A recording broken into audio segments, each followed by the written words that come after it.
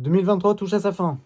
Les marques ont arrêté de sortir des produits et nous, on va faire un résumé des marques qu'on essaie de suivre sur cette chaîne, à savoir Apple, Samsung, Nothing, Google, Xiaomi et il y en a quelques-unes que je vais rajouter. Bonjour et bienvenue sur MaxLux, j'espère que vous allez bien. Si t'es ici, c'est que t'aimes la tech, donc n'hésite pas à t'abonner. En janvier, on va parler notamment des S24 quand ils vont sortir. Et on aura d'autres sujets, bien sûr, et notamment des vlogs sur la collection. Et nous, on va commencer à faire le résumé par le 17 janvier 2023. En ce jour, Apple présente des nouveaux MacBooks, les MacBook Pro M2 Pro et M2 Max. Il n'y avait pas de M2 sur cette génération-là, mais on gardait un design similaire, mais c'était que la première fois de l'année qu'Apple présentait des MacBook Pro. Vous verrez pourquoi à la fin, ou si vous avez regardé la dernière vidéo. Le 1er février, Samsung présente ses S23. S23 Plus, S23 Ultra. Avec une petite subtilité en plus au niveau design, c'est que le bump des caméras a totalement disparu. Et en Europe, quelle fut notre surprise quand on voit Snapdragon revenir sur tous les modèles, qui avant Snapdragon n'était que aux États-Unis et en Asie. Aujourd'hui, il revient en Europe.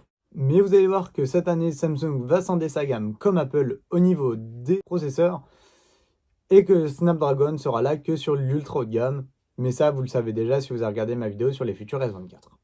Et on en reparlera bien sûr quand les S24 sortiront. Le 10 mai, Google I.O. Donc leur conférence où ils vont beaucoup parler d'IA, mais ils vont aussi présenter pas mal de smartphones. À savoir déjà le Pixel Fold. Malheureusement, le Pixel Fold, lui, n'est pas disponible en Europe. On espère que pour le Pixel Fold 2, il sera disponible. Donc premier smartphone pliant de chez Google. Le Pixel 7a, donc l'entrée de gamme, entrée ou milieu de gamme comme vous voulez, de la gamme Pixel 7, ainsi qu'une Pixel Tab. Le lendemain, Asus présente sa première console de jeu portable, à savoir la Asus ROG Ally. Cette console qui concurrence la Switch en beaucoup plus puissante et qui tourne avec Windows. Ils vont aussi essayer de concurrencer Valve avec leur Steam Deck. Le 5 juin, keynote d'ouverture de la WWDC 2023, où en plus des nouveaux OS, WatchOS, macOS, iOS, iPadOS, visionOS, Apple va présenter des produits. Et ces produits sont autres que les nouveaux Mac Studio, le nouveau Mac Pro, un MacBook Air de 15 pouces, qui a été beaucoup décrié au début, mais qui finalement est énormément accepté par la communauté Apple, ainsi qu'un tout nouveau produit nommé Vision Pro. Mais ça, on en reparlera quand sortira début 2024. 29 juin, présentation du Asus Zenfone 10. On en a parlé sur cette chaîne, c'est un téléphone compact, petit, mais très puissant, et qui fait énormément plaisir aux nostalgiques des iPhone 12 mini et 13 mini. Le 11 juillet, Nothing dévoile son Phone 2. Donc après une longue période de teasing, le téléphone est enfin annoncé et il surprend beaucoup de monde.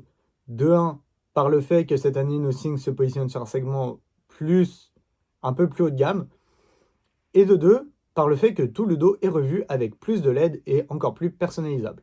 Le 26 juillet, Samsung présente sa gamme de téléphones pliants. Pour l'année, les grosses nouveautés sont arrivées sur le Z Flip, mais on attend l'année prochaine une nouveauté sur le Z Fold. Mais bon, ça, on commencera à en parler, je pense, en juillet, peu avant la présentation des smartphones. Mais je vous retiendrai au courant sur Instagram et sur X. Et sur Thread aussi. Avec tout ça, Samsung présente aussi sa gamme de tables S9, donc ses tablettes haut de gamme. 14 août, Xiaomi va bouleverser le monde de la tech avec un smartphone pliable qui ne sera pas disponible en Europe, mais qui va avoir un zoom le plus performant sur un smartphone pliant, une finesse presque inégalée et un smartphone juste magnifique. Et ils vont en profiter pour présenter la Mi Band 8 Pro, donc une montre haut de gamme qui ressemble énormément à une Apple Watch malgré le fait que ce soit un bracelet connecté. 12 septembre, Apple dévoile ses iPhone 15, 15 Plus, 15 Pro et 15 Pro Max. Ces smartphones qui embarquent soit un A16 Bionic, soit un A17 Pro, avec le Dynamic Island sur toute la gamme, et enfin le passage à l'USB-C. Avec ces smartphones, ils présentent les Apple Watch Ultra 2 et série 9. qui sont, à l'heure où je vous parle, interdits de vente aux États-Unis. 26 septembre, extension de la gamme Xiaomi 13 avec les Xiaomi 13T. Ça, je me suis pas énormément renseigné sur le sujet, donc je pourrais pas vous y en dire beaucoup plus. 26 octobre, Xiaomi présente ses Xiaomi 14. C'est pareil, je me suis pas énormément renseigné sur eux, donc je pense qu'il y aura une vidéo dédiée à Xiaomi en début janvier, mi-janvier, début janvier, je verrai. Le 31 octobre, pour Halloween, Apple nous concocte un événement. On ne s'attendait pas du tout à voir ces produits-là. On voulait des iPads et on n'en a pas eu. En revanche, on a eu pour la deuxième fois de l'année des MacBook Pro qui ont toujours le même design et un nouvel iMac en M3, donc l'iMac n'a pas eu de puce M2 et les MacBook Pro sortent pour la deuxième fois dans l'année. Est-ce que c'était un bon coup ou pas? Ça, c'est encore trop tôt pour le dire. Mais bon, moi je trouve que c'est une petite connerie. Ils auraient pu attendre début 2024 pour les sortir et sortir l'iMac et des iPads à cette keynote. Bref, ce qui est fait est fait. Et Apple, on les retrouve à la keynote normalement de printemps avec, on espère ce coup-ci, des iPads. Et pour finir, le 14 décembre, Vivo présente sa nouvelle façade d'haut de gamme, d'ultra haut de gamme si je peux me permettre, avec le Vivo X100 Pro. Donc encore une fois, un photophone, on va pas se le cacher, Vivo sur le haut de gamme, c'est que de la photo. C'est pareil, je suis pas énormément renseigné sur ce téléphone, donc c'est compliqué pour moi de vous donner plus d'infos. En conclusion, on a eu une année très riche en produits tech. Entre les smartphones, les consoles, les ordinateurs, les tablettes, les montres, les marques ont fait du très bon travail. Je n'ai pas cité bien sûr tous les produits, je n'ai pas cité les Galaxy Watch, j'en suis conscient, et je m'en excuse pour ceux qui voulaient savoir à peu près de quoi était constituée cette gamme cette année. Je n'ai pas non plus cité tout ce qui était les Samsung Galaxy A. Je n'ai pas cité non plus les Asus ROG Phone. Bref, il y a pas mal de produits des marques que je suis que je n'ai pas cités. La vidéo est assez courte pour vous laisser le temps de digérer entre les fêtes.